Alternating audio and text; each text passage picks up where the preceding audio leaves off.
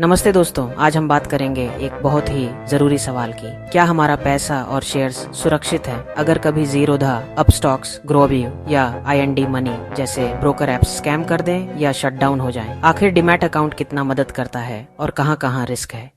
सबसे पहले समझ लेते हैं आपका डीमैट अकाउंट कहां और कैसे काम करता है। आपका डीमैट अकाउंट ब्रोकर के पास नहीं बल्कि NSDL या CDSL जैसे सरकारी डिपॉजिटरीज में रजिस्टर्ड होता है। ब्रोकर सिर्फ एक माध्यम है। सिक्योरिटीज की एक्चुअल ओनरशिप आपके नाम पर NSDL या CDSL के रिकॉर्ड में होती है। अगर ब्रोकर बंद हो जाए या कोई स्कैम हो तो आपके shares and ETFs NSDL CDSL में सेफ रहते हैं। आप आसानी से अपने होल्डिंग्स किसी नए ब्रोकर में ट्रांसफर कर सकते हैं। म्यूचुअल फंड्स भी इसी तरह सेफ रहते हैं। वो डायरेक्टली AMC यानी एसेट मैनेजमेंट कंपनी के पास रजिस्टर्ड होते हैं। ब्रोकर सिर्फ ट्रांजैक्शन का रास्ता देता है, एक्चुअल फंड AMC के पास होता है।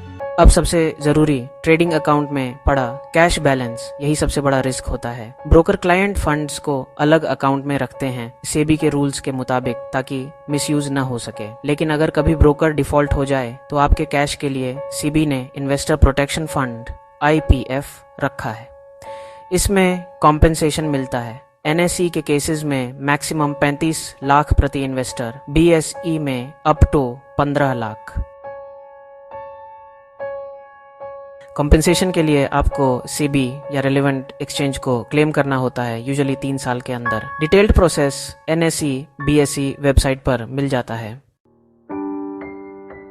इम्पोर्टेंट फिर भी है कि कभी भी ज्यादा कैश ब्रोकर अकाउंट में न रखें। जितना हो सके सरप्लस कैश अपने बैंक अकाउंट में ट्रांसफर करें ताकि रिस्क कम हो। अगर किसी स्कैम या फ्रॉड का डाउट होता है तो डीमैट अकाउंट रेगुलरली मॉनिटर करें। स्ट्रॉन्ग पासवर्ड और 2FA 2 फैक्टर ऑथेंटिकेशन इनेबल करें। सस्पिशियस एक्टिविटी दिखे तो सेबी, ब्रोकर और पुलिस को तुरंत रिपोर्ट करें। भारत में ब्रोकर्स पर काफ़ी मजबूत रेगुलेशंस हैं। सेबी, NSDL, CDSL और एक्सचेंजेस हमेशा नज़र रखते हैं और नए सिक्योरिटी फीचर्स ऐड करते हैं, जैसे real time SMS alerts, portals की monthly statements, fraud complaint channels. Hackers और फिशिंग स्कैम्स भी एक रियलिटी हैं, तो हमेशा पब्लिक वाईफाई से लॉगिन अवॉइड करें। OTP पासवर्ड किसी के साथ शेयर न करें। ऐप और फ़ोन अपडेट रखें।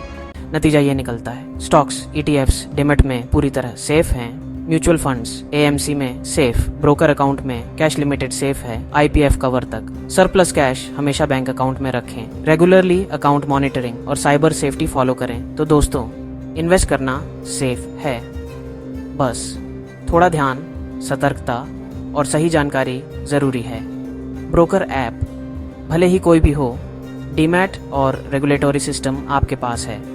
स्मार्ट इन्वेस्ट करें, सेफ इन्वेस्ट करें और अपने फाइनेंशियल फ्यूचर को सिक्योर बनाएं।